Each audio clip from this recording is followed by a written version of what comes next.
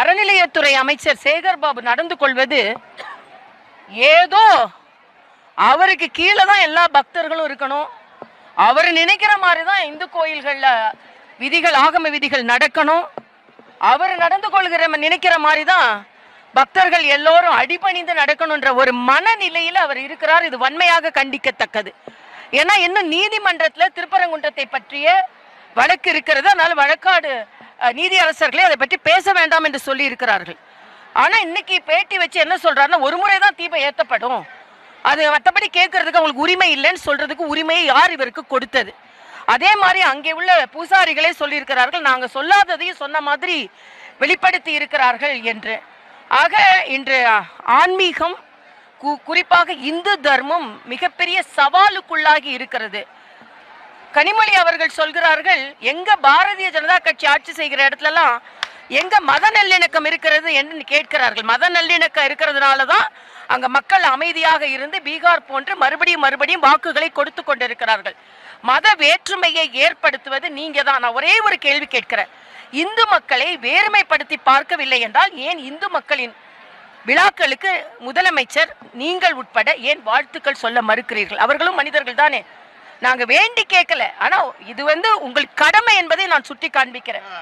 அதே மாதிரி திருப்பரங்குன்றத்தை கலவர பூமியாக்கினது அவங்க தான்.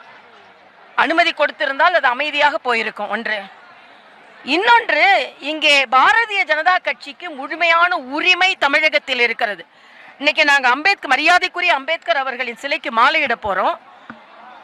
வெளியேறு வெளியேறு அப்படின்னு எங்களை பார்த்து சத்தம் போடுறாங்க. ஆனா வேங்கை வயலில் இன்று வரை அந்த மக்களுக்கு, பாமர மக்களுக்கு, பட்டியலின மக்களுக்கு இன்னும் நீதி கிடைக்கல. அதை திருமாவளவனும் புரிந்து கொள்ளணும், முதலமைச்சர் அவர்களும் புரிந்து கொள்ளணும். இந்த SC/ST ஆணையத்தின் தொழிலாளர் நல கூட்டமைப்பு 27,000 SC/ST பிரிவுகளுக்கான பணியிடங்கள் இன்னும் தமிழ்நாட்டில் நிரப்பப்படவில்லை என்று சொல்லி இருக்கிறார்கள். 12 லட்சம் கோடி பஞ்சமி நிலங்கள் இன்னும் மக்களுக்கு மீட்டு கொடுக்கப்படவில்லை என்று சொல்லி இருக்கிறார்கள். ஆக இதையெல்லாம் நீங்க பார்த்துக்கொண்டு, ஆனா மத்திய அரசை பொறுத்த மட்டில் மரியாதைக்குரிய பாரதிய முதலமைச்சரா இருக்கட்டும், அன்பில் பொய்யாமொழியா இருக்கட்டும், லண்டனுக்கு போனோம், அங்க அம்பேத்கர் அவர்களின் அருங்காட்சியகத்தை பார்த்தோன்னு சொல்றாங்க. அதுக்கு ஏற்பாடு செஞ்சது யாருங்க? ஏற்பாடு செய்தது பாரத பிரதமரும் பாரதிய ஜனதா கட்சியும் தான். அதனால்தான் இன்னைக்கு பட்டியலின மக்கள் தமிழ்நாட்டில் பரிதவித்து போய் கொண்டிருக்கிறார்கள். மத்திய அரசை பொறுத்த மட்டும் பட்டியலின மக்களுக்கு அத்தனை உரிமைகளையும் கொடுத்து மரியாதைக்குரிய பாரத பிரதமர் அவர்கள் பட்டியலின மக்களுக்கு ஏதாவது பிரச்சனை என்றால் அதற்கென்று 1, 4, 5, 6, 6 என்ற ஒரு எண்ணையும் கொடுத்திருக்கிறார்கள். ஆக இன்னைக்கு எங்களுக்கு முழு உரிமை இருக்கிறது. ஆன்மீக பூமி இதை என்பதை நாங்கள் நிரூபிப்போம்.